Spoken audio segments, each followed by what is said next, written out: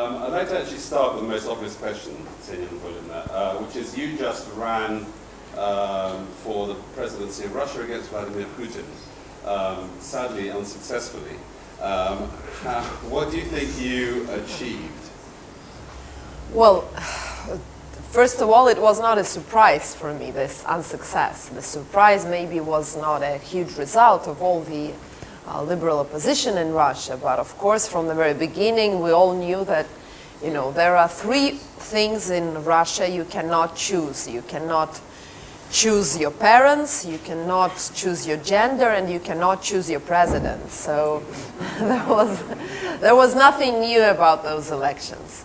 The new thing is the 76%, which is a huge result for Putin, which legitimates all he's gonna do now for 6 years, any change of politics inside the country, and moreover, in his mind, the idea that what he does is the right way to follow. This is very dangerous in my mind, and of course, if this result would be smaller, that would be better for everyone, including Putin. So of course, from one side I was disappointed by a small result.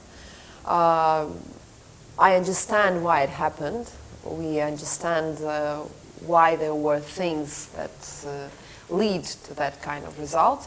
But I think I attained the goal which I put from the very beginning. My goal was to put on agenda the most important topics, the most important ideas which I carry, and I'm really proud of the campaign. I think I've done my best. I mean, I know we had some mistakes, but there were not many of them, and I think what we've done is a kind of a great thing that happened in Russia during those elections, and which we will continue in our future with the party that we are now creating with Dmitry Gudkov and with the way we're going to take. I mean, one of the most controversial and interesting debates in the whole presidential campaign, in fact, was nothing that was between the candidates. It was between the only liberal candidate, yourself, and Alexei Navalny. I mean, there have been several debates between you. But the first one, which was the most substantial one, was whether the system can be changed from inside. Because Alexei Navalny, as we know, the candidate who was excluded from running and probably the most popular liberal politician in Russia, argued very strongly, and in fact contradicting his own earlier position. But now, in 2018, he argued, of course, that you should not participate in any way, shape or form, and the to participate was to legitimize a farce. So how do you respond to that, to his accusation? Well, I think that if you're a politician, you should not change your position just because it's another political conjuncture on the way. I mean, being a politician, to my mind, you cannot follow only your own interests and change your position because of your own interests. We all remember that some years ago on the Duma elections, Navalny had totally different position and said, let's vote against United Russia. For any party, go and vote, be active, vote for any party, but not United Russia. This is quite obvious for all people knowing that much about politics in Russia, that his decision to boycott had nothing to do with with mathematics. It had to do with him being a politician, not wanting to promote one of the candidates if he is not there. So it was just very rational step. He would be facing a dilemma, either supporting one of the liberal candidates and by this giving part of his popularity to this candidate, or by saying, no, let's boycott it if they don't let me go. But this is a strange position for a politician, because then I ask a question.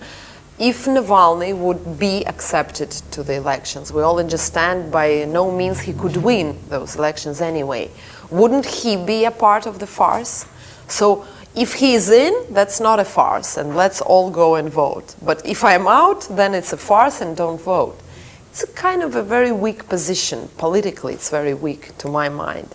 So, well, I was disappointed that for him, his own political interest and promotion of his political career is more important than uniting about one liberal candidate. Not only me, he could choose, you know, Yabloko, Titov, whoever, bring his own candidate, another one, which I actually proposed, his wife or Volkov, whoever, and making people go and still vote and be active.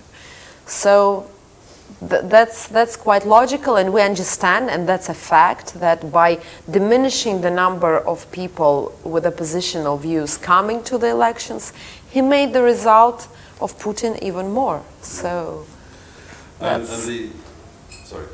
That's also, it's not only his responsibility, but it's also his responsibility. And the other thing that Navalny very controversially accused you of just after the elections was of being an approved candidate and of taking money.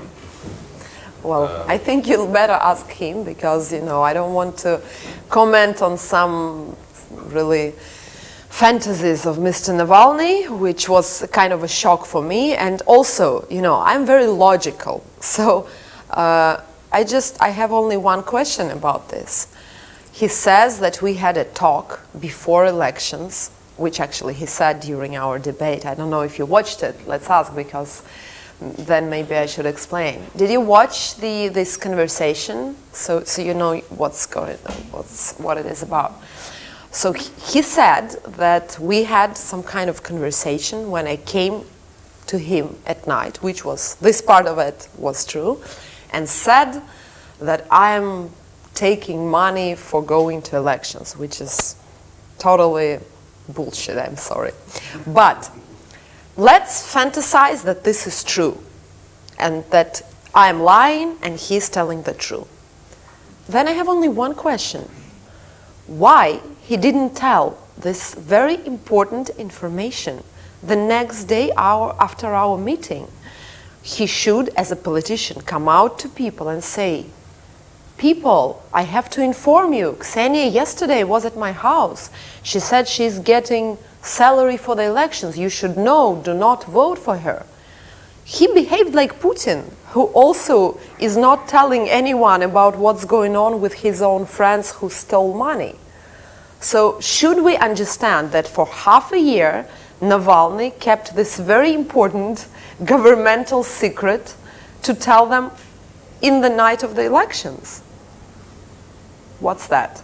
I mean, that's pure logic. So for me, that's a very strange provocation. But I think it's better to ask Alexei to comment on it. Why do you think he did it? Well, I think he's a smart guy, so I think he knows it's a mistake by all the means. Because even, once again, considering that it's true, for example, for a minute, he puts himself in a very strange situation. First of all, a guy who is not telling the truth the moment he knows it. And secondly, the guy who can tell anything you tell him in person, if, for example, it's true. So I think he knows it was a mistake, but he gets sometimes very emotional, and I think it was pure emotions that, you know, when you lose arguments, you start beating, you know, it's like that. So there wasn't a political calculation. Navalny didn't want to distance himself from you for any tactical reason. No, I think he wanted to distance, but there are many ways to distance. I mean, it's not the only way to accuse someone of taking money to distance from a person. You can, you know, do something different. Can I just check that everyone can hear? Yeah. We're okay? Good. Ksenia has practiced projecting her voice. Very few people know Vladimir Putin. Very few people are приближенные, close to the person of the ruler. You've known him as a family friend since before he hit the big time. You've known him from childhood as a family friend and your father's close colleague. Your late, Ksenia's late father, Anatoly Sobchak, of course, was the legendary liberal mayor of St. Petersburg in the early 90s, for whom Putin worked as a deputy mayor. But I'd like to ask you what you think of him as a man.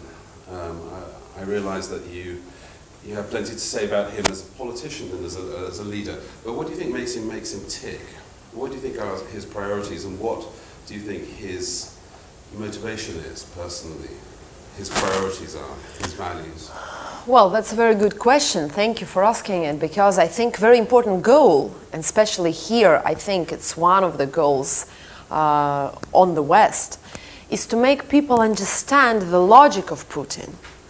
Because what is a sad tendency on the West, because of this Cold War situation we are living in, that they draw Putin some kind of a monster and a person who lost his mind, totally crazy, holding for power, and without trying to understand his logic, which is certainly there. I mean, we may not share this logic, and I'm not sharing it at any point, but we should be, not underestimating that his logic exists, and what he does is not a moves of a crazy dictator. It's moves of a rational person who knows what he wants, who has his own goals, and who thinks that what happened between America, Europe, and Western world and Russia happened not by his vein, but by the vein of Western world. So if we're talking about his qualities, he's a man of word for himself. He knows that if he made some kind of agreement, if he holds to a man, he holds up to the end. And that's true, and that's actually the strong point of his rule. Putin не сдает своих. It's a phrase everyone knows in Russia. He doesn't give up his own. He doesn't give up his own people. And this is, well, I'm not sure it's the best quality for the president, but here he is with this quality which many people respect very much in Russia. And especially comparing with democratic leaders who are always fighting for power, who are always betraying each other, who are always, fighting and trying to win their 1% or whatever from one another, and they're, telling, for example, this kind of situation when you can tell to an audience of some secret talks that you probably had with someone. It's definitely not what Putin would ever do to somebody. And people respect him for that, because they see that whatever happens, he holds to these people, even if these people are thieves and bandits and whatever. So this is a quality that holds this power together, and this is an important part of it. This is what monoliths the power and which gives to the elites the understanding of security within Putin's situation. That's why his support within the elites is quite strong, because people know that whatever people inside those elites, they know whatever happens, Putin would stay with them if they don't, overcross the borders. About the relations with the West, which we all see as part of the aggression of Russia, I think very important thing is to understand that in the eyes of Putin, the situation is totally different. In his mind, and I'm quite sure that this is how it was, he wanted to be part of the Western world for many, many years. He was a friend with Tony Blair. He was a friend with Angela Merkel. He made a lot of agreements. In the 2002, the year 2002, he announced, and you can look, it's public information, he announced that Russia wants to be a part of NATO. That was not that long time ago, and that was Putin who said that. He wanted to be on G8, he wanted to be the part of all the institutions, he wanted to embrace the European world, by all means. And we have lots of examples of how it worked with many leaders. In his mind, it was Europe and the Western world who tried always to have Russia at some distance from them, who always was eager to have friendly relationship, but to a certain extent. And there was always extent where he was kept on a, on a hand's distance. And that was really what offended him, because he considered himself a leader of the great empire, of biggest country in Europe, who wants to go to NATO, who wants to embrace West, but at some point, and there are many, many facts of that, he started feeling that this is not the goal of West. So that came, in different moves until one very important thing, elections on Ukraine. After Maidan happened, you all know there was an agreement with all the leaders of which happened in Normandy with European leaders about the new date of elections. So Yanukovych must leave. There should be new elections on Ukraine. The date was set 24th of December. I don't remember, presumably, and that agreement was reached. 2013. Yeah. So in the mind of Putin, we agreed, and for him it's a sacred thing. We agreed that this conflict will be solved by democratic elections in Ukraine, with all the vigilance, with all the people watching from all over the world how it happens, and a new leader for the Ukraine would be there. What happens next? Couple of days later, he sees on TV that Nuland is there on the streets, and Merkel and all the other supporting the new protests of the street and taking off of Yanukovych. For him, in his mind, it's a kind of предательство, I don't know how. Treachery. It's a tragedy. It's a tragedy. It's something unbelievable what happened, because we agreed. Angela Merkel shook my hand. We agreed with America. We agreed with Germany, with France, with all the leaders that we will have elections. And now they're supporting the revolution. How can it be like that? And that was a crash. I mean, that was a point when all the last hopes of Putin in his mind to have good relations with the West failed. That was a point where he took decision. Okay, if you behave like that, then I will be showing my teeth. I will be aggressive. I will be making point on weapons, on weaponry. I'm understanding now that we are standing here all alone, fighting for great Russia, as he thinks it is. And Europe and Western world would never want a strong Russia. They want weak Russia.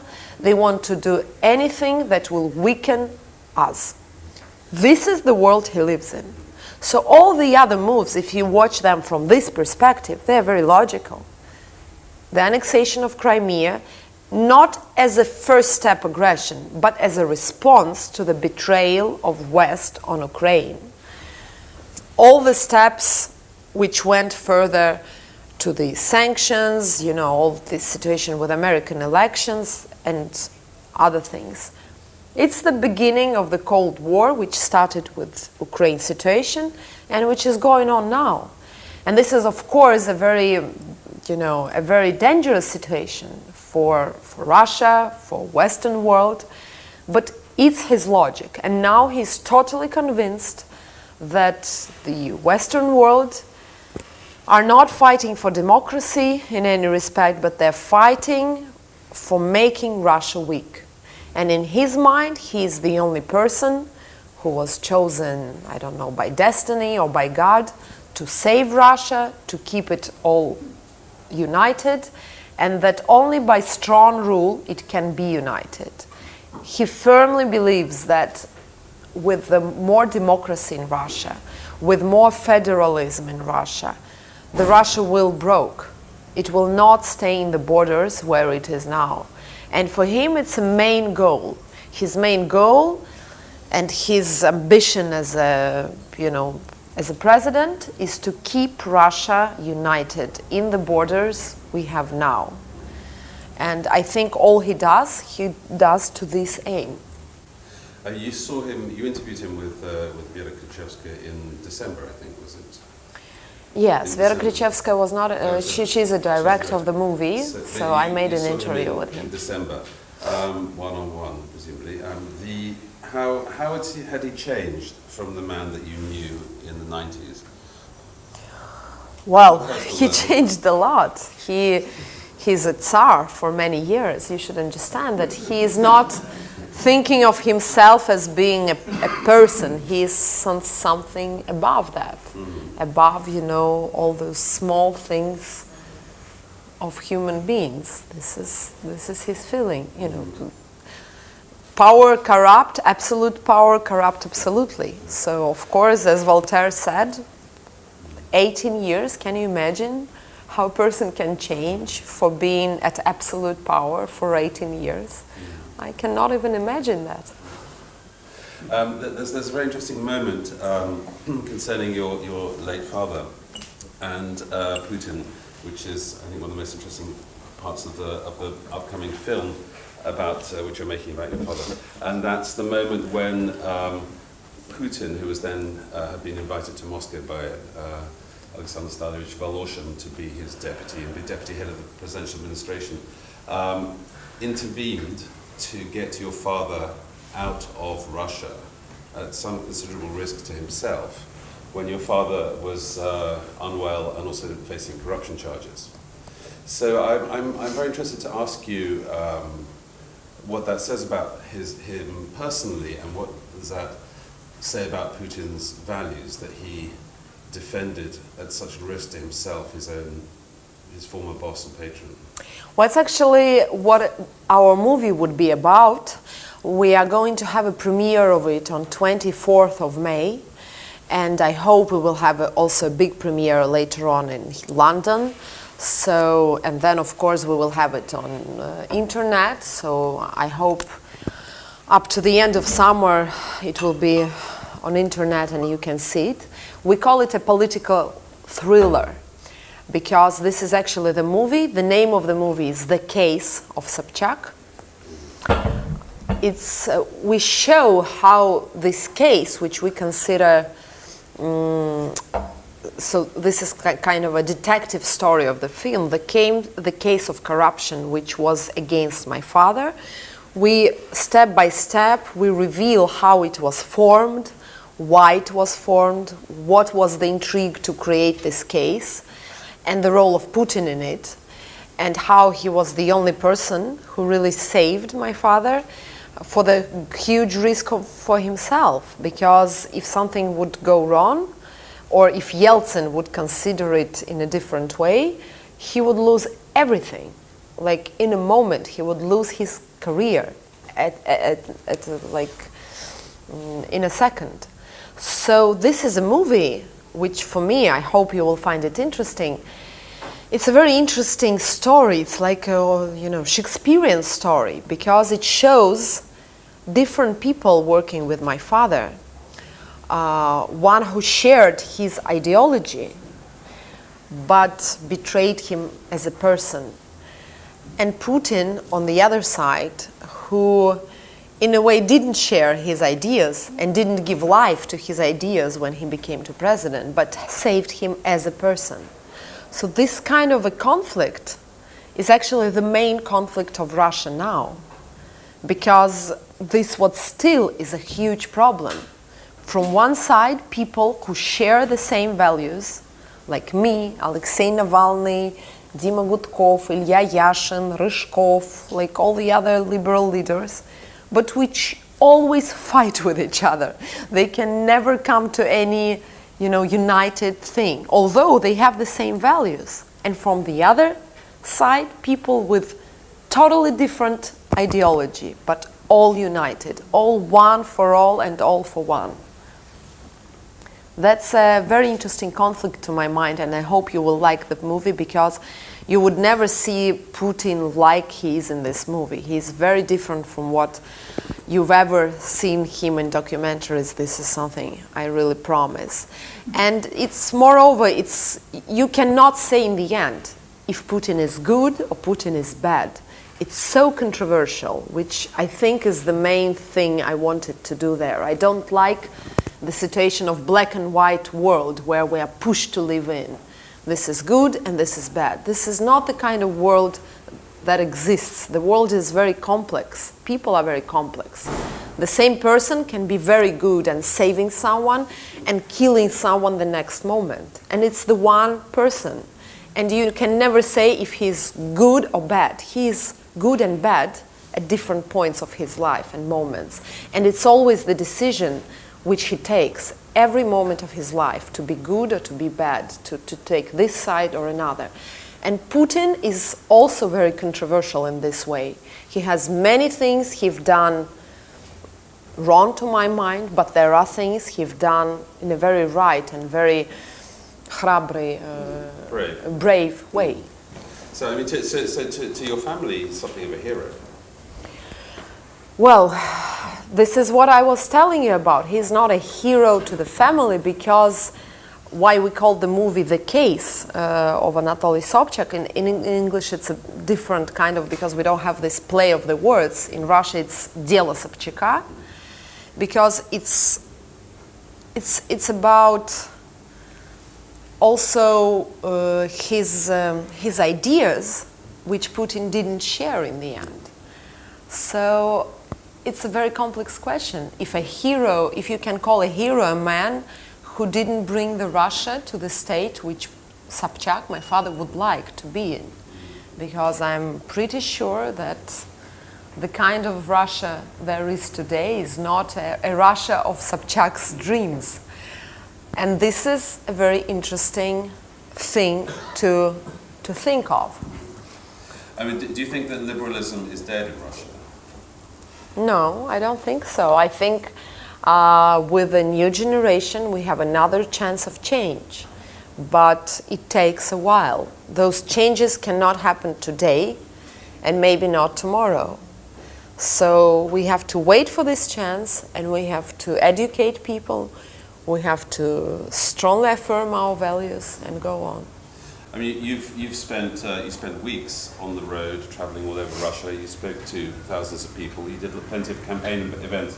I mean, did you get the impression that people really want an alternative to Putin?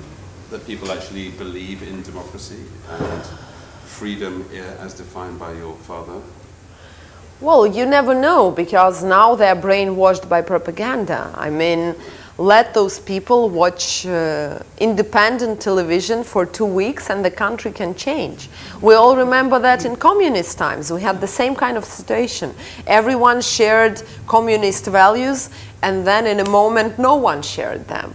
So what I really believe is that the gap between 1% of support and 55% of support is quite small. If you give political freedom, if you give a chance for independent journalism to be there, and other opinions to be heard. So, and that was actually my goal. So I think every drop in this sea of propaganda, every drop of truth counts. So every opinion, another opinion which they hear on federal TVs counts, because that gives a thought for those people. So yes, at the moment they all share those values, because what even I hear from many people, it's just the repetition of what they saw on TV yesterday. So they just say it with the same words. Not because people are bad, because many people do not like to think themselves. They like to be told what they have to think about. So they hear something, they remember it, and they give it out. Let's see how it changes in 2 weeks of independent TV. TV Rain becoming the first channel of Russia. Yes, well, I think we all agree that's a big if. But we had this experience in Perestroika. No one could imagine it could happen so quickly as it happened. Well, that's precisely the reason why, of course, Russian media is so incredibly tightly controlled, because they realise that's the and as we all know, that one of the first acts of Putin was to bring Vladimir Gusinski and the television-owning oligarchs under his control. But I'm interested, why? I mean, clearly the Kremlin doesn't share your view that every tiny bit of criticism and truth told to power makes a difference and chips away at the edifice of Putinism, because they let you run. For them, it's just a very Right. small period of time and not too much risk having a huge support. So they say, okay, let's do it, and close our eyes on that. Because they thought that you would not make a difference. Yes, they thought that it doesn't make a difference, and they think that it's a small kind of period of time which they can control. So having so much control, they give themselves a chance for, okay, let's give it a try, so to say. You don't think your role, the reason why I'm going to ask this question is because I spent a lot of time in the last year and a half as a guest on Russian state television myself. Really? Over 110 appearances on 60 Minut, etc. So my question is, was your role on Solovyov? You had a lovely time on Solovyov, and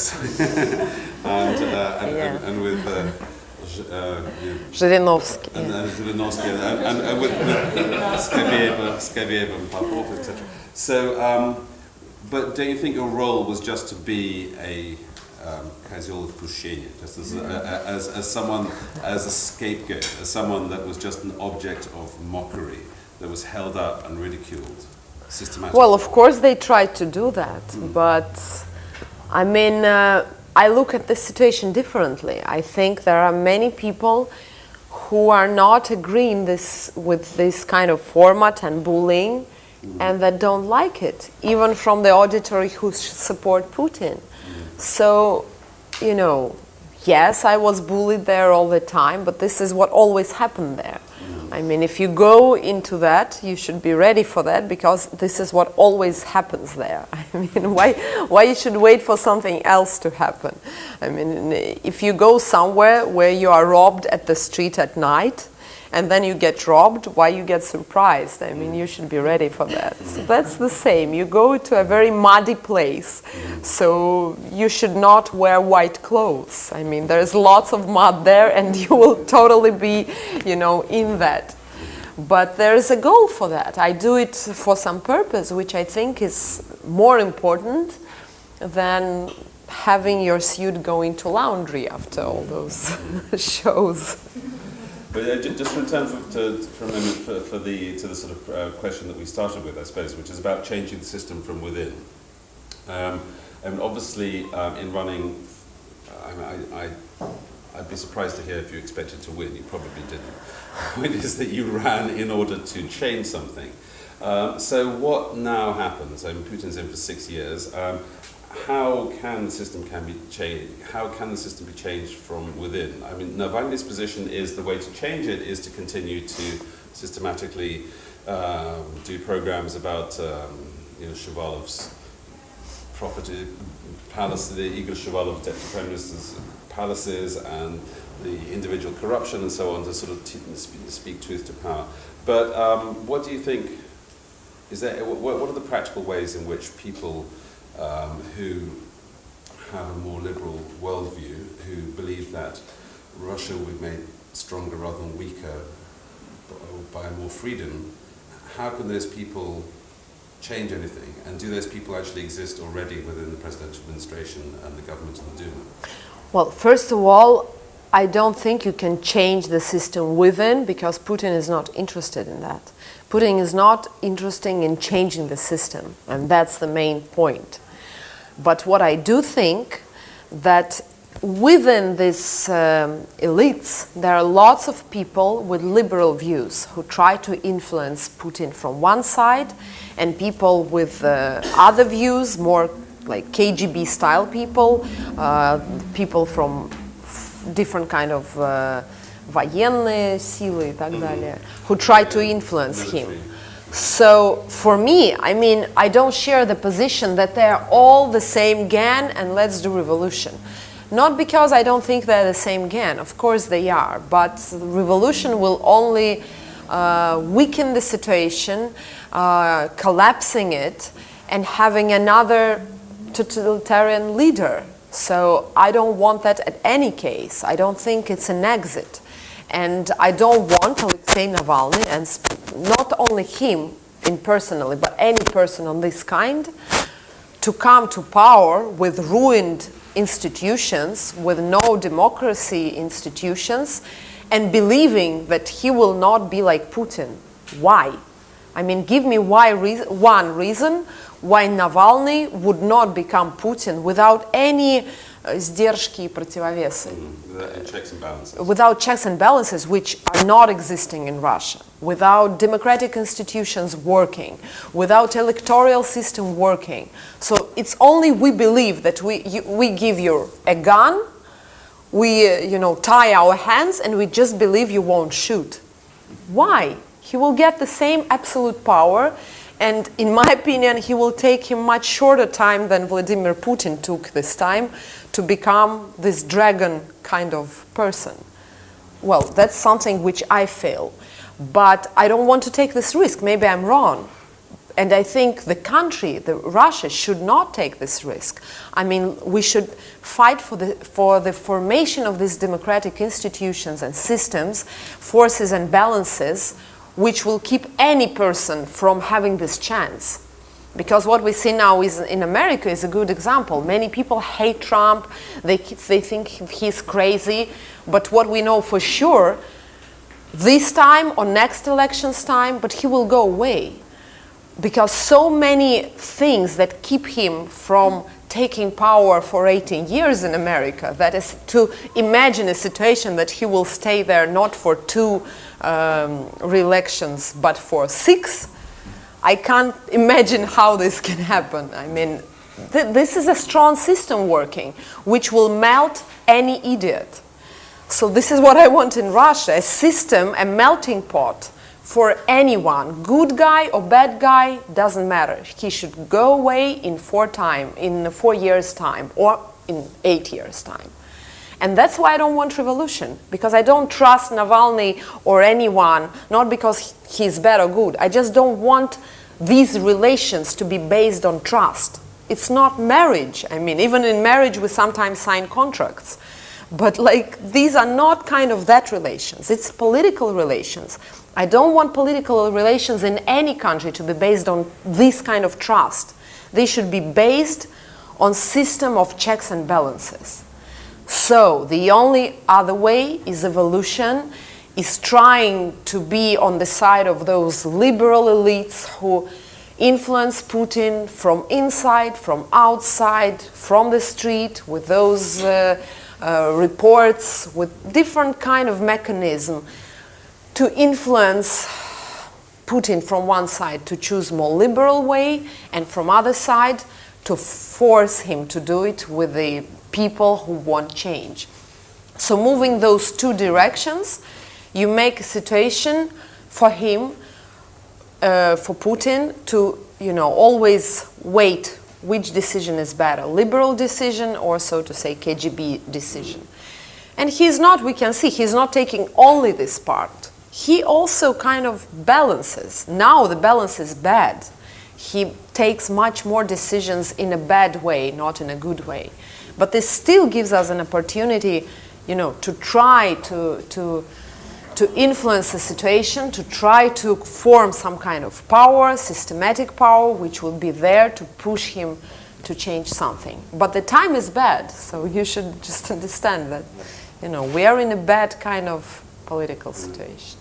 But I'm not sure, Ksenia, how that tracks with what you said earlier, that and is clearly evident from the news, that we're in a sort of different place than we were. We have a different Putin than Putin has now gone rogue. Tretье царство Putina is a different beast. Putin, as you yourself said, no longer wants to join NATO, to say the least. And, yes, that's true. And he's already gone into a different phase of aggression and so far got away with it, suddenly against Ukraine, arguably against America and so on in the form of hacking. How I don't really see how your scenario of him weighing up liberal options I can give you this scenario. balances against Well, for example, for me, there exists a good scenario. Year 24, he chooses a more liberal kind of guy as a predecessor, because successor, yeah, because I believe that there is a chance, maybe 30%, but if you ask any doctor, 30% is a huge percentage if you speak about, you know, operation chances or about life and death or whatever. 30% is quite huge. So I believe there is a chance around 30% that in the year 24 there will be a successor of Putin, whom he will choose. One of the options is, for example, not maybe Medvedev, but this kind of person whom he trusts, person from his team, but person with more liberal values, meaning not Sechin. Medvedev kind of type. So let's imagine this what happens. This kind of person should form his own club of supporters. People who are also for this evolution, who want change, who share liberal values, who have citizens' support, and who represent part of the society. And that's a chance for parties like Time of Change, which we want to create with Dima Gudkov, or for any other forces like that, to be involved, because this person should form his own support. He cannot form it from Siloviki, he cannot form it from KGB people. He would go and think, okay, with whom I can unite, who will be people on whom I will be supporting in society. So this is a chance for us to be there to help to move this situation. And I think that this is a really realistic scenario that can happen. Well, I wouldn't dispute that that hope and that analysis, but isn't the problem, Ksenia Anatolyevna, that in creating your party and with Gudkov and in allowing you to run in the elections, the real purpose is actually to demonstrate how unpopular liberalism is and how weak it is in popular terms.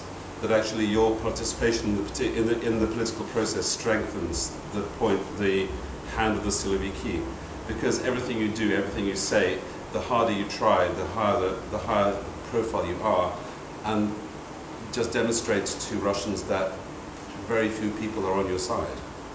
Well, but this is a dilemma which we always take. I mean, there are not, and this is true, there are not too many people who are ready now to fight in this situation.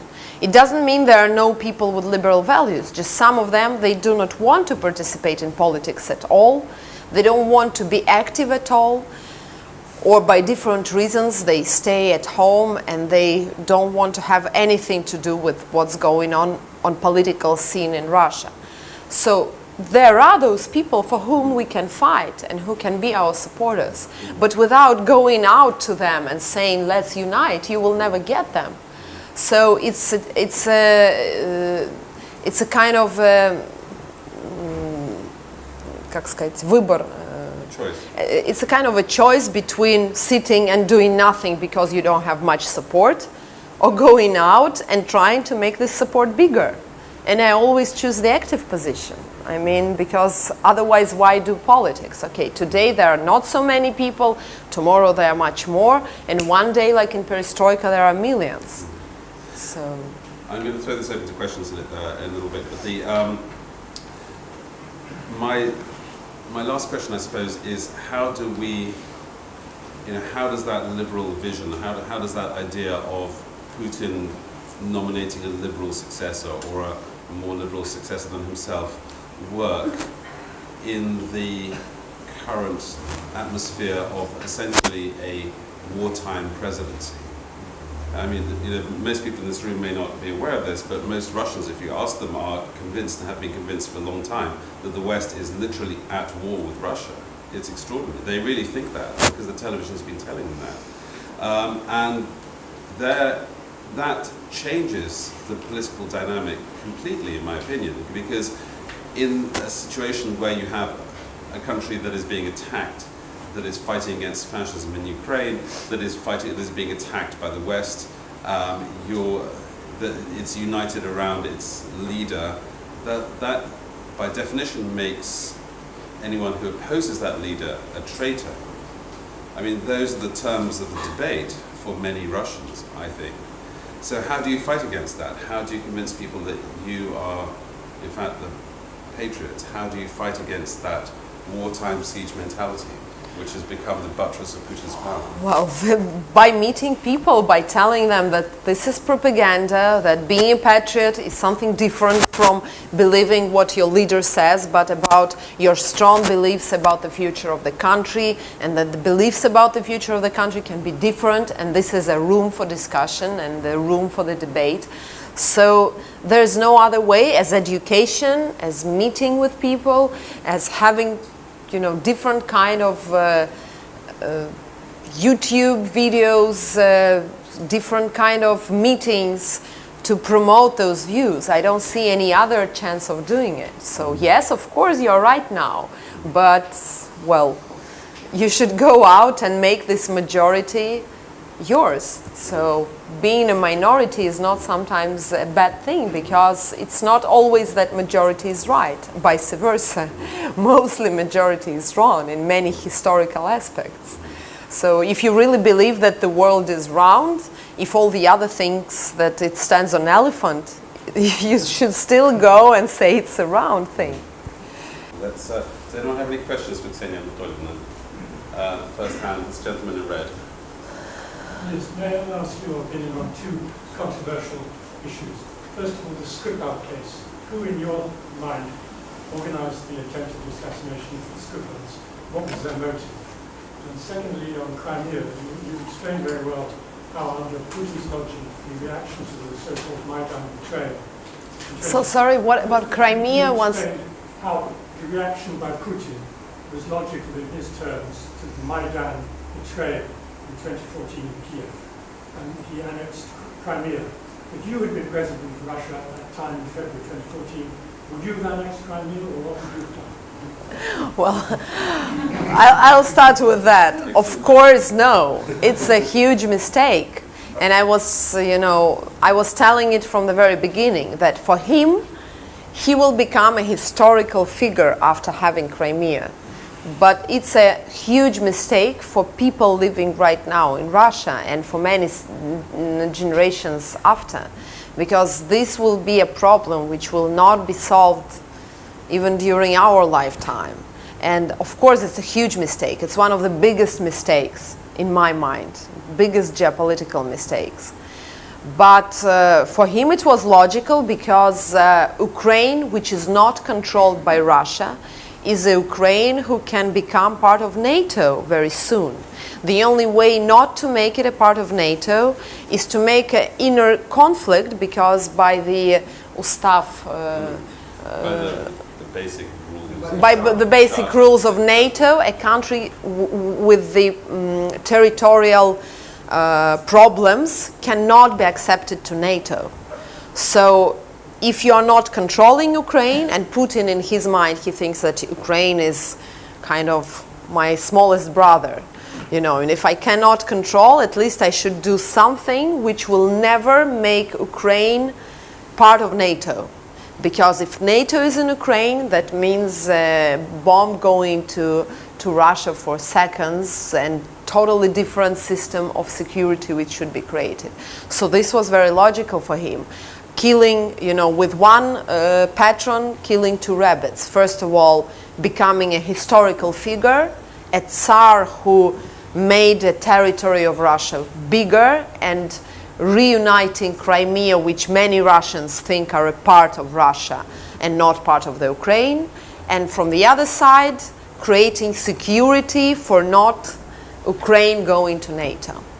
So that's an answer to your second question. About Skripal, well, I have so many discussions about that. I don't have one strong opinion about that, because all the situation is kind of gloomy to me. I mean, Putin is not a leader of our dreams, but he is certainly not an idiot.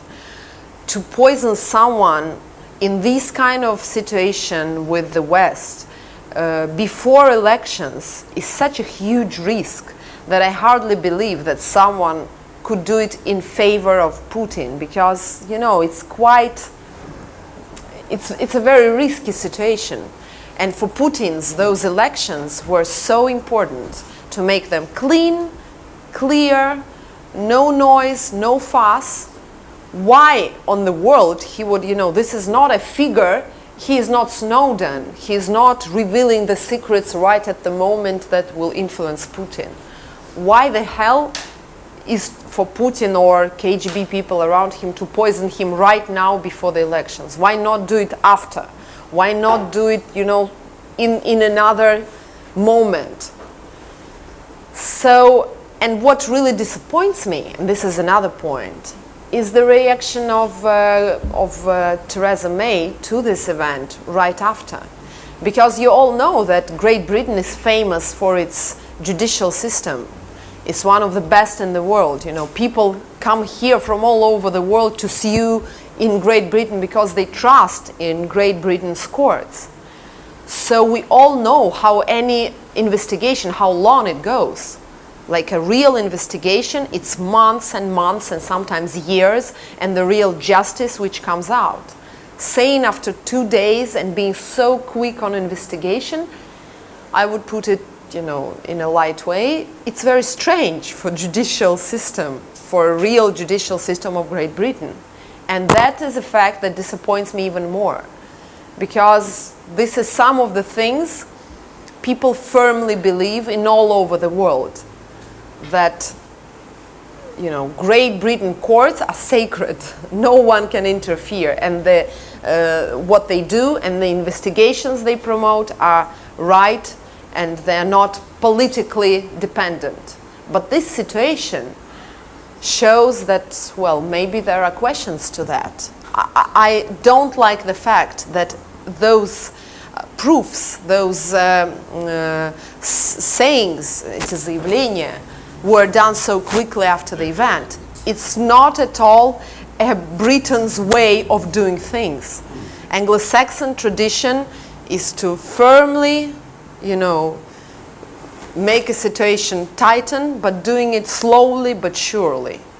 It's always this way, and I'm really fascinated with this way, because it's the only professional way of solving any problem.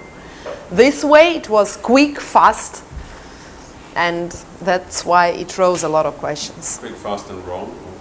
I wouldn't put it this way, because I'm not an investigator and I don't have the whole picture, but I have questions about this. It's not like I'm pretty sure that this is it and that's it. Yes, this gentleman's been live tweeting all debate, very assiduously. Yes, have you been paying attention? Yeah, just one question on the strategy for 2024. I'll repeat the question. Yeah, your strategy for 2024. The only way you might have a smooth transition is if Putin, Sechin, and the KGB people believe that they won't end up in jail the day after. That would assume that you make a deal with them. Let's say you still run at that time. Would you make a deal with them, assuming it will damage your credibility or not? One second, let me just repeat the question for the people who didn't hear it. The question was, in 2024, in order for any kind of transition of power to occur, the successor of Putin would have to make a deal with the KGB, the sort of KGB veterans at the top of the Putin administration not to prosecute. Would Ksenia make a deal with them if she were to come to power? Well, we should all understand we are fantasizing about the situation with them making some deals with me. Let's be frank about that. But if you ask just my opinion, I can say that if your choice is between bloodshed, revolution, pressure, or smooth transitions with some kind of security for Putin, his family, and, you know, any person around him, I think it's a good choice. The choice is not about putting someone to jail and making them come back those millions. The choice is about them going to leave and leave us alone. So for me, this choice is quite obvious. But that didn't work with Yeltsin, right? Sorry? That didn't work with Yeltsin. It didn't work? The deal that Putin made was not a good start, actually. Yes, but I don't think it was bad. I mean, of course, Yeltsin had his big drawbacks, but I think it's good tradition that there was a president. There are already 2 presidents in Russia that ended their life not in prison, were not killed. They lived happily afterwards, and that's for Russia. It's it's already a huge tradition. After so many other examples in the Tsarist Russia, so it's a good thing. Interference in the U.S. election campaign, which has so many different aspects, which I won't attempt to enumerate. But if you could just give us your view on how realistic is it that Putin and people around him really attempted to do the things without being noised about it in the American press also. Well, I'm not involved into the situation, so I'm not an expert in that. And I think it's unprofessional to say, yes, it could happen, or no, it couldn't happen. I don't have any information to judge. I only hear it from 2 sources. Both are propagandistic. Unfortunately, now about this case, it's not only propagandistic in Russia, but in America too. What I'm quite sure, not depending on whether Putin has done it or Putin didn't do it, what I firmly see now is that this case is used against Trump. And so actually they're enforcing it not because they really care if it was Putin or not, but because affirming that it was Putin, they try to hit Trump. And that is the goal. It has nothing to do with Russia on this particular aspect, in my way. It's just a tool to push Trump. We have a question, this lady here. Would you mind standing up? Yeah. Hi, Ksenia. Thanks a lot for coming today and for sharing your views on different perspectives of Russian politics. I've got a couple of questions. If, let's say, in an imaginary scenario, Putin calls you tomorrow and invites you to join his government, would you accept this? And if you do, what sort of area you would be interested to be responsible for? Another question is, you repeatedly said we're now in a Cold War scenario between the West and Russia, and Putin lost any trust in the West and Western leaders. How do you think it could change, and whether Putin would be willing to take any further steps to improve or deteriorate relationships? And the final question is about May elections of Moscow. 2 of your friends are planning to run for these elections, and which one, Ilya Yashin or Dmitry Gudkov, would you like to support, and why do you think one of them is the best candidate to be elected? Thank you. Well, thank you for your questions. About fantasizing different kind of scenarios, again, I think we have too much fantasies today, guys. I mean, no one would come and offer something like this, but I said it a lot of times. I think my way of doing things is taking any opportunity I have. So if I have an opportunity to use federal channels, I go there and talk there. If I have an opportunity to change something in culture and in media, even inside this corrupt system, I'll go and change it. So I think now it's the only way of doing things. You should be active about this. So this is my position, which I publicly say a lot of times. About Dmitry Gudkov or Yashin, it's also, a Shakespearean choice for me, because I have and had different kind of relations with Ilya Yashin and Dmitry Gudkov. But at this point, we're creating a party. So I will be supporting Dmitry Gudkov on those elections. Although I think Yashin has done a great job being a municipal deputy. But I just think that Dima announced this 1 year ago and prepared his company. And my real opinion that Ilya Yashin was not, it was not his initiative to really go and come for those elections. In my opinion, he was pushed also to do it, just not to make Dima Gudkov the only united candidate, to make him more powerful among liberal opposition and not to make him grow. And unfortunately, it's again the same old fight. I will also go there, not to make you have more percentage. That's very, in my mind, bad decision for all of us. But he made his choice. So we probably have time for only 2 or 3 more questions. Arkady Ostrovsky was dying to ask a question. One of the best he already asked, he tortured me for 3 hours. Yeah, he asked so many questions, but made a fascinating article. No questions for me. What are you going to do now? I mean, when we talked, you said it will depend on the result. If the result is high, the sponsors will, your backers will continue to back you. You were presumably expecting a higher percentage. So now that you've got less than 2%, how are you going to, put it very crudely, how are you going to monetize it? Or use it politically? Well, that's a good question, because of course with what do your this, sponsors think? I'm trying to have talks with them now about sponsoring the party. So we're in the midst of this, and we will be making some announcements about that very soon.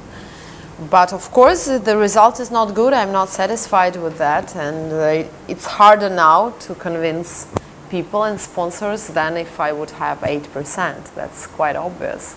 But well, sometimes you have to lose like that to go on and to become strong. So any kind of experience should be considered a good experience. We had a question from Juliana first. I have a slightly different direction. One of the topics which hasn't really come up either today. Do you mind standing up today? One of the topics which hasn't really come up either today or in fact in your campaign is the fact that you are, I think, the second woman to run for president in Russia, and I think it's fair to say that both the regime and the opposition are a fairly male club. In fact, I would say an entrenched patriarchy. There's this terrible case going on right now in the Duma about these journalists and sexual harassment, etc. Do you consider yourself a feminist? Or do you consider yourself a forerunner in women's issues? Yes, I consider myself a feminist, although in Russia, unfortunately, many people do not understand the meaning of this word. And this is still a huge educational issue which should be there. I understand feminism as a fight for the same kind of rules for everyone and for the same rights. So in this aspect, I am a feminist, and I strongly hold that there should not be a difference in salary for women and men. There should not be some social cliches implemented into the society about the role of woman and the role of man. I think it's a kind of a false way of dealing with things. I firmly believe that the participation of women in politics, in business, in different spheres of careers are very important, and we should promote that more. And of course, the situation in Russia with women, with home violence, is really bad. And the laws taken in our country by decriminalizing violence, home violence, it's something which is totally immoral in my mind, and something which I don't share at all. So yes, this is a very important issue, but there's one thing which is also very important to mention, that you should not, fighting for the equal rights, for me, also means your rights should not be bigger than men's at some respect. So that's why this argument, I'm a woman, should not be used too, because if you don't make any difference, then it's not a subject for discussion. I mean, it's the same like with your nationality or the color of your skin. This is not, should be, I mean, Obama was chosen to be a president of the United States, and we all saw that he's black. But it shouldn't, and thanks God he didn't make it a part of his campaign. It's not why he should be chosen. I mean, it's something which stays in your head, but this shouldn't be used as like an argument. So you should vote for me because I'm a woman. No, you should not. You should vote if you like my views, if you share my political ideas. But I'm strongly fighting for equal rights, and I support women, and I think it's very important, and there is no conflict around that. So we've got 8 minutes still to run, so we just have a few more short, extremely intelligent questions of the sort that we've had so far. So, Yeah. I'm not joking, they really were short to the point, very intelligent. So I already said you, but no, let's go to the back, and then we'll have you and you. Sorry, somebody from the back, put your hands up again, most enthusiastic. Yes, you stood up, that means you're keen. Вы сказали, что Путин своих не бросает, а как, по вашему мнению, вы еще свой? Ну, я думаю, что я уже давно не свой. Он вас на собеседование пригласил перед выборами и вы стали знакомы. That is an excellent question. Нет, но мы это... Let me just translate for the question was, Putin doesn't give up his own, are you still one of his own? Это не было собеседование. Мы давно согласовывали интервью с ним для фильма. И полгода, это всегда занимает примерно такой срок. Мы ждали этих согласований через Дмитрия Пескова и так далее. Поэтому это было интервью, которое он давал для фильма. И после этого интервью, по моей инициативе, у нас состоялся разговор, в котором я сказала о своем желании. Поэтому все-таки я бы, да, не путала эти вещи. The question was, he granted you an interview, to which Ksenia said, that's right, but it took us 6 months to get the interview through Dmitry Peskov, the charming and very efficient press secretary, and so it was a formal interview for the film, and afterwards we had a short personal chat afterwards. Я думаю, что он как-то хорошо относился и с уважением относился к моему отцу. Я думаю, что он не испытывает вражды или ненависти ко мне, но свои — это все-таки совсем другие люди сегодня. Вы их всех знаете. Yeah, sorry. So I think he is not hating me, or he doesn't have any negative emotions about me. He respected my father, and I'm quite sure he really liked my father and considered him to be a friend. But his own people are different people, and you all know the names. And it's not me for any respect. Ksenia, can you see the situation where all of the liberal leaders unite and form one party, which can really be a real opposition candidate in the next elections? That's a painful question. At the moment, no. We only see, unfortunately, we see only the, conflicts around any elections.